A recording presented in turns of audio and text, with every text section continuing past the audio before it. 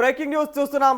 Iran, America, Israel కూటమి మధ్య యుద్ధం 3వ వారానికి చేరుకోవడంతో ప్రపంచం భారీ సంక్షోభం అంచున నిలిచింది. హర్మోజ్ జలసంధి, ఎర్ర సముద్రం ప్రాంతాల్లో నెలకొన్నటువంటి ఉద్రిక్తతలు కేవలం చమురు సరఫరానే కాకుండా అంతర్జాతీయ ఇంటర్నెట్ వ్యవస్థను కూడా ప్రమాదంలోకి నెట్టేశాయి. ఇప్పటికే ప్రపంచ వ్యాప్తంగా కూడా సరఫరా అయ్యే ముడి చమురులో 20% వాటా కలిగినటువంటి హర్మోజ్ జలసంధిని ఇరాన్ పాక్షికంగా దిగ్బంధించింది. దీంతో అంతర్జాతీయ మార్కెట్లో ఇక బ్యారెల్ చమురు ధర రికార్డు స్థాయిలో $126కు చేరుకుంది. గల్ఫ్ దేశాల నుంచి ఆసియా, యూరప్ దేశాలకు వెళ్లే ట్యాంకర్లు ఏవైతే ఉన్నాయో అవన్నీ కూడా ఇప్పటికే నిలిచిపోయాయి. ఇక భారత్ వంటి దేశాలకు ఇది పెద్ద ఆర్థిక భారంగా మారనుంది. ఎర్ర సముద్రం అడుగున ఉన్నటువంటి అంతర్జాతీయ ఇంటర్నెట్ కేబుల్స్ లక్ష్యంగా యెమెన్కి చెందినటువంటి హౌతీ రెబల్స్ దాడులు చేసే అవకాశం ఉందని నివేదికలు హెచ్చరిస్తూ ఉన్నాయి. ఆసియా, యూరోప్లను కలిపే ప్రధాన ఏదైతే డేటా కేబుల్స్ దెబ్బతింటే ప్రపంచ వ్యాప్తంగా కూడా ఉన్నటువంటి ఇంటర్నెట్ సేవలు నిలిచిపోయే ప్రమాదం కూడా ఉంది. ఇంటర్నెట్ అంతరాయం కలిగితే అంతర్జాతీయ బ్యాంకింగ్ లావాదేవీలు, స్టాక్ మార్కెట్లు ఒక్కసారిగా కుప్పకూలే అవకాశం ఉంది.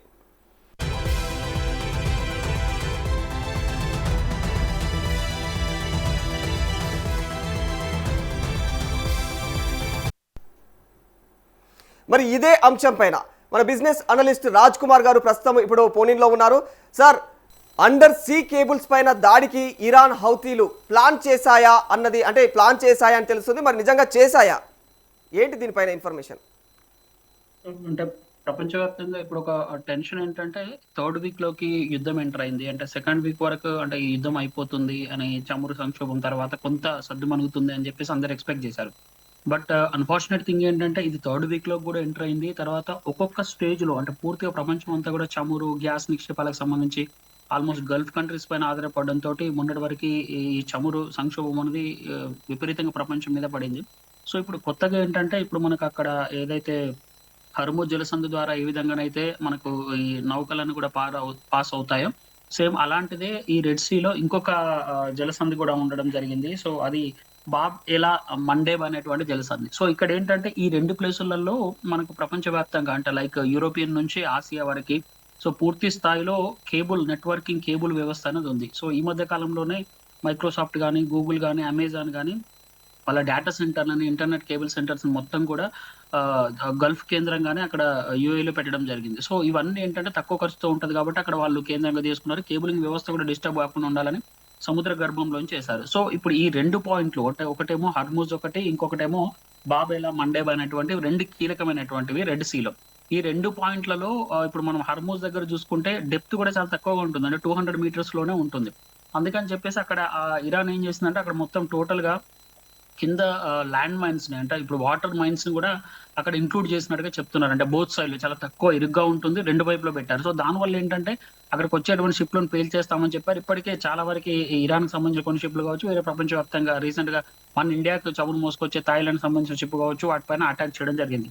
ఇప్పుడు ఏంటంటే యామన్ కి సంబంధించినటువంటి హౌతీ తీవ్రవాదులు ఏంటంటే వాళ్ళు ఈ ఏదైతే ఇప్పుడు ఫస్ట్ జలసంధి ఏదైతే ఉందో సో అక్కడ వీళ్ళు పూర్తి స్థాయిలో ఇంటర్నెట్ కేబుల్ వ్యవస్థను పూర్తిగా ధ్వంసం చేసేందుకు సిద్ధమైనట్టు తెలుస్తోంది. దీనికి సంబంధించి ఇప్పటికే కొన్ని వాటర్ మైన్స్ ను కనుగొన్నట్టుగా తెలుస్తోంది. అదేవిధంగా ఇది కనుక అక్కడ చూస్తే దాదాపుగా 21 ఇంటర్నేషనల్ నెట్వర్కింగ్ కేబుల్స్ ఉన్నాయన్నమాట. అంటే ఇటు యూరోపియన్, ఏసియాకి, తర్వాత ఆఫ్రికన్ కంట్రీస్ కి ఇంటర్నెట్ డేటా సెంటర్ సేవలని అవి అందిస్తూ ఉంటాయి. సో వీటి మీద కనుక ప్రభావం పడితే చాలా తీవ్రమైనటువంటి పరిస్థితి ఉంటుంది. ఇప్పుడు మీరన్నట్టుగా ఆల్మోస్ట్ అంటే ఇప్పుడు ఇంటర్నెట్ లేనిది అసలు రోజు గడవని పరిస్థితిలో ఉంది. అంటే అట్లాంటి సిచ్యువేషన్ లో ఉన్నప్పుడు సో మనకు కూడా ఇక్కడికి ఇప్పుడు అదే కేబులింగ్ వ్యవస్థ అనేది ఇక్కడ మనం ముంబైకి కూడా కనెక్ట్ అయింది.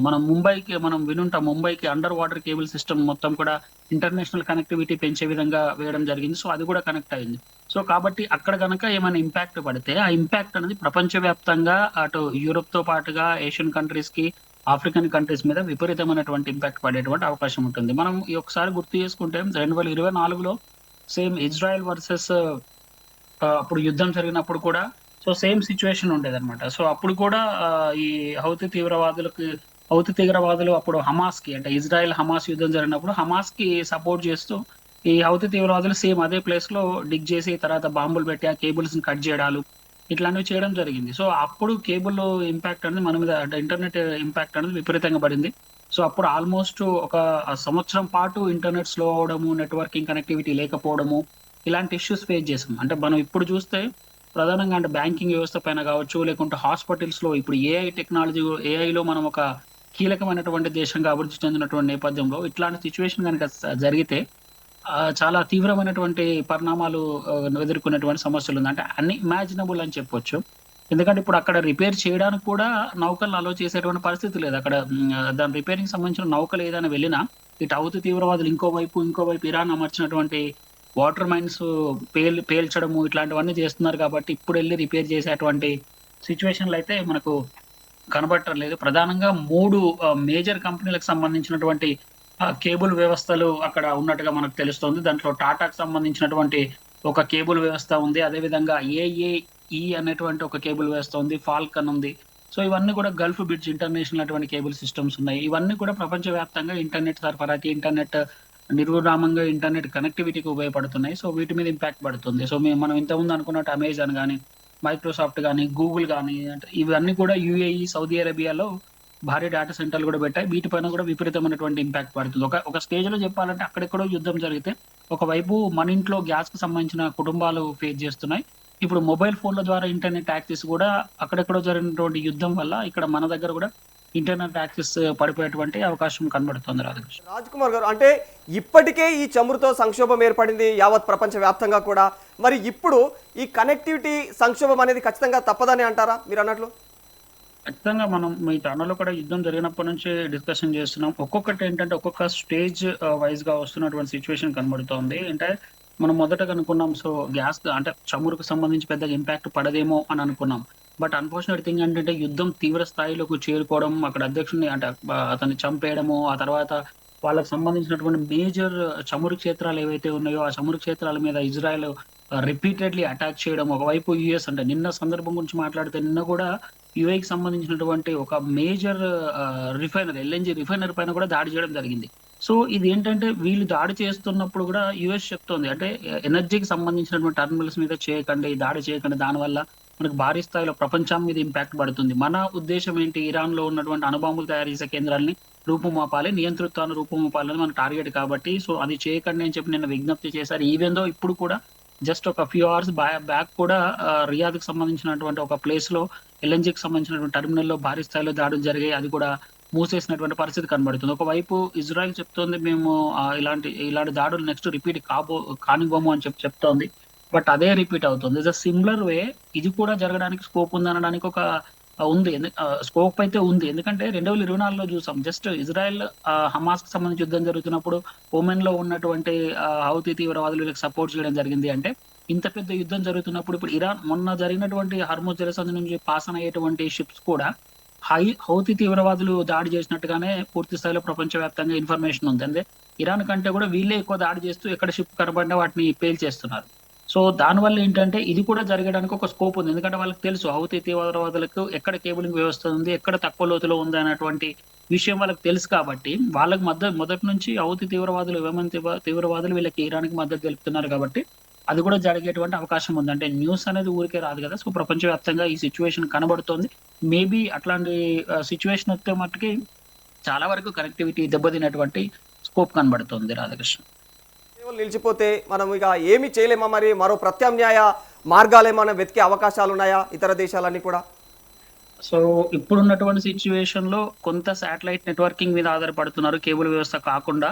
సో, అది ఎంత మేర మనకు అంటే ఇప్పుడిప్పుడే శాటిలైట్ వ్యవస్థ త్రూ ఇంటర్నెట్ అనేది కొంత టెక్నాలజీ వినియోగంలో ఉన్నప్పటికి కూడా, సో, కేబులింగ్ వ్యవస్థ ద్వారా వచ్చేటువంటి స్పీడ్ ఇంటర్నెట్ యాక్సెస్ అంతగా అంటే దాంతో పోలిస్తే శాటిలైట్ త్రూ వచ్చేటువంటి ఇంటర్నెట్ యాక్సెసిబిలిటీ అనేది చాలా తక్కువగా ఉంటుంది. కాబట్టి సో, ఇప్పుడు ఇప్పుడున్నటువంటి సిట్యుయేషన్‌లో ఒక్కసారిగా టెక్నాలజీని మార్చలేము. ఎందుకంటే మనం ఆ 2024లో జరిగినటువంటి సంఘటన చూస్తే ఆల్‌మోస్ట్ అక్కడ నెట్వర్క్ కేబుల్‌ని కనెక్ట్ చేయడానికి ఆల్‌మోస్ట్ 1 ఇయర్ పట్టింది. సో, ఇమాజిన్ ఒకవేళ ఇప్పుడున్నటువంటి సిట్యుయేషన్‌లో మేజర్ కేబులింగ్ వ్యవస్థ గనక దెబ్బతింటే, సో, అది ఎంత టైం పడుతుంది? నిజంగా వాటిని అంటే ఈ యుద్ధం ముగుస్తుందా? లేదా? అనేది ఒక భయంకరమైనటువంటి భయాందోళనటువంటి వాతావరణం కనబడుతుంది. ఎందుకంటే మనకు రష్యా, ఉక్రెయిన్ మధ్య వార్ జరుగుతోంది. ఇజ్రాయెల్ నుంచి ఆ చుట్టుపక్కల ఉన్నటువంటి లెబనాన్, జోర్దాన్ ఇట్లాంటి కంట్రీలకు యుద్ధం జరుగుతుంది. ఒక్కొక్కటి ఇజ్రాయెల్‌కు సంబంధించినటువంటి పక్క దేశాల యుద్ధం అయితే 5 సంవత్సరాలు దాటుతోంది.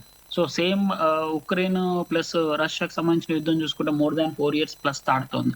అంటే ఇది కూడా అలాంటి సిచ్యువేషన్ ఉండేటువంటి అవకాశం ఉంది. ఎందుకంటే ఇరాన్ కేవలం ఒక ఇజ్రాయెల్ తర్వాత అమెరికాతోటి యుద్ధం చేయట్లేదు. ఆ పక్కన ఉన్నటువంటి చుట్టుపక్కల ఉన్నటువంటి ఇరాన్ ఉద్దేశ్యం ఏంటంటే ప్రపంచవ్యాప్తంగా ఒక చమురు క్రైసిస్ క్రియేట్ చేయాలి. అంటే వాళ్ళకి ఏదైతే మేజర్ రిసోర్సెస్ ఉందో వాటిని దెబ్బతీయడం ద్వారా ప్రపంచాన్ని కుదేలు చేయాలనేటువంటిది ఒక ఉద్దేశ్యంతో వాళ్ళు అటాక్ చేస్తున్నట్టు కనబడుతుంది కాబట్టి, సో ఈ యుద్ధం ఇప్పుడప్పుడే ఆగిపోయేటట్టు కనబడదు. ఎందుకంటే చుట్టూ ఉన్నటువంటి 10, 11 దేశాల పైన పూర్తి స్థాయిలో ఇరాన్ అటాక్ చేస్తుంది. ఇప్పుడు మనం దుబాయ్‌లో చూసుకున్నట్లయితే దుబాయ్ మోస్ట్ సెక్యూర్ కంట్రీ అని చెప్తుంటారు. ఎందుకంటే మెజారిటీ ఆఫ్ అంటే ఎంత కష్టపడితే ఆ ఎడారి దేశం అనేది వాళ్ళ డెవలప్‌మెంట్‌లోకి వచ్చిందనేది చూడొచ్చు. టెక్నాలజీ సెంటర్‌లు గాని, ఇన్‌ఫ్రాస్ట్రక్చర్ రిలేటెడ్‌లో గాని ఇదంతా కూడా డెవలప్ అయింది. బట్ ఆ యూఏఈలో ఎయిర్‌పోర్ట్‌ను స్తంభింపజేశారు. అంత సెక్యూర్‌గా ఉండేటువంటి యూఏఈ ఎయిర్‌పోర్ట్ పూర్తి స్థాయిలో మూసివేయబడింది. సో, అంటే ఆలోచించండి. అంటే ఎంత ఎంత ఎట్లాంటి యుద్ధం జరుగుతుందన్నది ఒకసారి ఆలోచించండి. ఇది కేవలం ఒక గల్ఫ్ కంట్రీలకు సంబంధించిన యుద్ధమే కాదు. ప్రత్యక్షంగా, పరోక్షంగా పూర్తి స్థాయిలో ప్రపంచ ఆర్థిక వ్యవస్థ పైన ఇరాన్, యూఏఈ, ఇజ్రాయెల్ యుద్ధం అనేది పూర్తి స్థాయిలో ఇంపాక్ట్‌కు చూపుతోంది. ఇది ఇంకా కంటిన్యూ అయ్యేటువంటి అవకాశం ఉంది. ఒకవైపు యూఎన్ గూడా స్పందించినా కూడా ఎక్కడ కూడా యుద్ధం ఆపేటువంటి పరిస్థితి మనకు ఇప్పటికే కనబడట్లేదు. వాస్తవానికి ఈ ప్రస్తుతం మనకు అంటే ప్రపంచం మొత్తం కూడా ఇంటర్నెట్ పైనే ఆధారపడి నడుస్తుంది. ఆ విషయం మనందరికీ తెలిసిందే. మరి ఒక్కసారిగా ఉన్నట్టుండి ఈ విధంగా ఈ నెట్వర్క్ ఆగిపోతే అంటే నెట్ ఆగిపోతే మరి పరిస్థితులు ఎలా ఉండబోతున్నాయి? ప్రపంచం దీన్ని ఏ విధంగా ఎదుర్కోవాలి? అంటే ఎలాంటి సమస్యలు తలెత్తే అవకాశాలు ఉన్నాయి ముఖ్యంగా? ఖచ్చితంగా. అంటే ఇప్పుడు మనం ఇంటర్నెట్ వ్యవస్థ అనేది పూర్తి స్థాయిలో టెలిమెడిసిన్ విధానంలో గానీ, లేకుంటే బ్యాంకింగ్ సెక్టార్‌లో గానీ, తర్వాత వాటెవర్ ఇర్రెస్పెక్టివ్ ఆఫ్ ఎనీ సెక్టార్‌లో ఇప్పుడు ఈవెన్ చివరికి మనం వాడే వెహికల్స్‌లో గానీ ఇంటర్నెట్ వాడుతున్నాం. జీపీఎస్ నావిగేషన్ సిస్టమ్స్‌కి సంబంధించి, తర్వాత ఏవియేషన్ సంబంధించి. సో, ఇట్లాంటి వాటి పైన పూర్తి స్థాయిలో ఇంపాక్ట్ పడేటువంటి అవకాశం ఉంటుంది. ఎందుకంటే ఎస్పెషల్‌గా అంటే వేరే సెక్టార్‌ల మీద ఇంపాక్ట్ అంటే సపోజ్ కారులో ఇంటర్నెట్ యాక్సెస్ లేకపోతే లేదా ఇండివిడ్యువల్ పర్సనల్ ఇంటర్నెట్ యాక్సెస్ లేకపోతే ఎంత అంటే కొంత ఇంపాక్ట్ పడకపోవచ్చు. బట్ హెల్త్ సెక్టార్‌కి సంబంధించినది క్రూషియల్ రోల్ ప్లే చేస్తుంది. సో, ఇండస్ట్రీస్ నడపడానికి కూడా నెట్వర్కింగ్, కనెక్టివిటీ ఉంటుంది. ఎస్పెషల్‌గా మనకు ఐటీకి సంబంధించినటువంటి కంపెనీలున్నాయి. సో, ఈ ఐటీ కంపెనీకి సంబంధించినటువంటి వాటిపైన కూడా పూర్తి స్థాయిలో షట్ డౌన్ అయ్యేటువంటి అవకాశం కనబడుతోంది. ఇది కాకుండా ఇంకా ఇండస్ట్రీస్, భారీ ఇండస్ట్రీస్ ఉన్నాయి.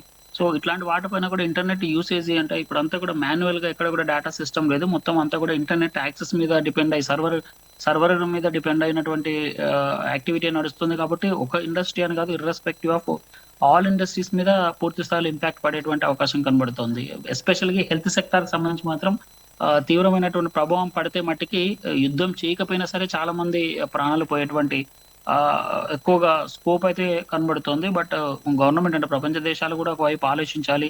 లేదా యూఎస్ఏ కూడా కొంత దీనిపైన కొంత కీలకమైనటువంటి నిర్ణయం తీసుకొని యుద్ధం ఆపేటువంటి దూరంలో ఉంటే బావుంటుంది. బట్ ఇరాన్ మాత్రం ఎక్కడ కూడా తగ్గే పరిస్థితి కనబడటం లేదు.